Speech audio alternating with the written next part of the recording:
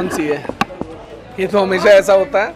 लेकिन मेरा ये कहना है, मैंने आज सभी पार्षदों से भी कहा और मेयर से भी कहा कि हम अपने हंगामों के बीच में जनता के कामों को रुकने ना दें।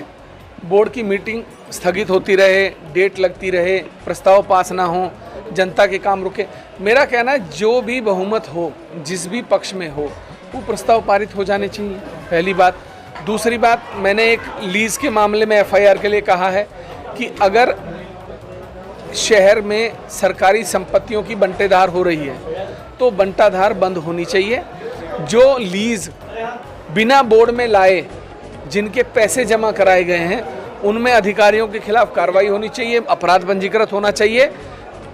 अगर आपको शहर में कोई भी लीज करनी है, रिन्यू करनी है, तो उसका प्रस्ताव बोर्ड में तो लाएंगे या नहीं लाएंगे। अगर आप बिना बोर्ड में लाए लीज कर रहे हैं, शहर में करोड़ों की संपत्तियों को आप औने पौने दाम में लोगों को दे रहे हैं, तो ये गलत है, इस पर कार्रवाई होनी चाहिए।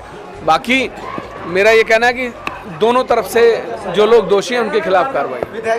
बहुत सबसे बड़ी समस्या सदन की है कि कोई किसी को सुनने को तैयार नहीं है, और जब तक सदन की मर्यादा को इस तरीके से छिन भिन करते रहेंगे सब लोग, तो ये चलता रहेगा। मुझे लगता है सबको मर्यादित होकर बात सुननी चाहिए एक दूसरे की और आगे बढ़ना। आज बोर्ड की बैठक प्रस्तावित थी। शहर के विकास को लेकर बहुत सारे प्रस्ताव रखे गए थे, जिन प्रस्तावों के अंदर कुछ पार्षदों द्वारा विकास के कुछ प्रस्ताव रोक दिए गए।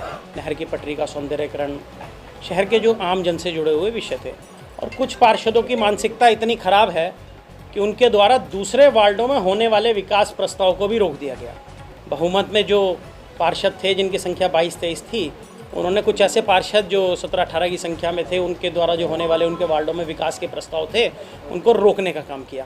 बिल्कुल गलत बात है। शहर का विकास है और सब लोगों को इसमें मिलकर के काम करना चाहिए, मेरा ऐसा मानना है। और आज की बैठक हुई, हंगामेदार हुई। कुछ लोगों की मानसिक रूप से हर बार ये मानसिकता बन गई है कि बैठक को हंगामेदार करना है, बैठक को चलने नहीं देना है। सभी लोगों के विचार नहीं आने चाहिए। सिर्फ 2-3-4 लोग खड़े होकर के बीच में हंगामा करते हैं और इस बैठक को अवरुद्ध करने का प्रयास करते हैं। कुछ लोगों द्वारा एक ग्रुप बनाया गया, और नगर निगम के अंदर आप सभी लोग भली भांति परिचित हैं कि 2 जो हैं एग्जीक्यूट करने की जो पावर है वो म्यूनसिपल कमिश्नर में होती है, और जो इलेक्टेड बॉडी है उसका जो अध्यक्ष है वो महापौर होते हैं। पिछले दिनों, क्योंकि ये कार्य लगभग मुझे 2.5 साल होने जा रहे हैं महापौर बने हुए, इसमें बीच में भी 3 महीने आचार संहिता लगी रही। इससे पहले जो यहाँ पर अधिकारी थे, उनके द्वारा ये लॉबी यहाँ पे शुरू की गई, पार्षदों की लॉबी बनाई गई, और उन पार्षदों को बहुत सारा आर्थिक लाभ दिया गया।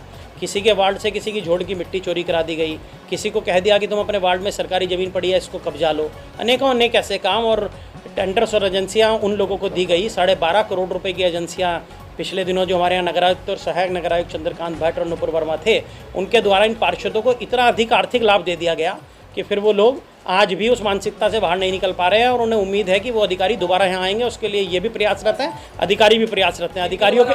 अधिकारियों के संदर्भ में मैं बताना चाहता हूँ कि जो अधिकारियाँ 4 साल रुड़की नगर निगम में नौकरी करके गई, अपनी होम डिस्ट्रिक्ट में, होम सिटी में नौकरी करके गई, उसका ट्रांसफ़र टिहरी हुआ, उन्होंने ज्वाइनिंग नहीं ली, मेडिकल दिया, और वो पुणे 3 दिन पहले हरिद्वार उन्होंने ज्वाइन किया। तो आप खुद देख सकते हैं कि उनके रुड़की नगर निगम आने का कितना लालच है और क्या लालच है जो वो यहाँ पर आना चाह रही हैं। इसके अलावा मैं और जानकारी आपको दूँ, जिलाधिकारी, मेरे पास पत्र मौजूद है, सब जिलाधिकारी को मान्य हमारे जो नगर आयुक्त हैं उन्होंने अवगत कराया है कि उन्होंने जो टेंडर्स किए थे उसमें से 65 टेंडर ऐसे हैं जिन पर उन्होंने साइन ही नहीं किए, ताकि उन ठेकेदारों का भुगतान ना हो। ठेकेदारों के साथ मिलकर के उन लोगों का बहुत लंबा चौड़ा विषय है, बहुत सारे विषय हैं, वो बाद में डिस्कस करूंगा। 12.5 करोड़ रुपए की गलत तरीके से एजेंसियां निकाल के गए हैं। यहाँ के रजिस्टर मैंने दिखाया आप लोगों को, रजिस्टर के अंदर पत्रांक 6-6 महीने की तारीखों के पत्रांक छुटे हुए थे। निर्माण की जो एजेंसियां निकलती हैं उनके पत्रांक उन्होंने मेन ऑफिस के रजिस्टर से भर रखे हैं। अनेकों अनेक डेंगू की दवाई 55 लाख रुपए की, आप खुद बता सकते हैं कि क्या लगी होगी शहर के अंदर, 5-4 लाख रुपए की दवाई लगी होगी। बाकी सब उन्होंने, दोनों लोगों ने मिलकर के, उनकी जो जोड़ी थी चंद्रकांत भट्ट की, नुपुर वर्मा की। मैं पत्रकारों से ही कहता हूं, कुछ एक पत्रकारों को इतना अधिक आर्थिक लाभ देके गए हैं। सारे विज्ञापन ऐसे अखबार में देके गए जिसकी उड़ के 50 कॉपी आती हैं, 100 कॉपी आती हैं। लाखों रुपए के विज्ञापन ऐसे अखबारों में दिए जाते थे। देखिए, इनकी लगातार जांच लिख रहा हूँ, लगातार जांच लिख रहा हूँ। मैं लिखित आप सब लोगों को लेटर्स दूंगा, जितने लेटर्स मैंने भेजे हैं इनके बारे में। अब ये मेरी जांच से परे है कि क्या कारण हो रहा है कि इन पे गाज गिरने के बजाय ऐसे अधिकारियों को दोबारा हरिद्वार भेजा जा रहा है।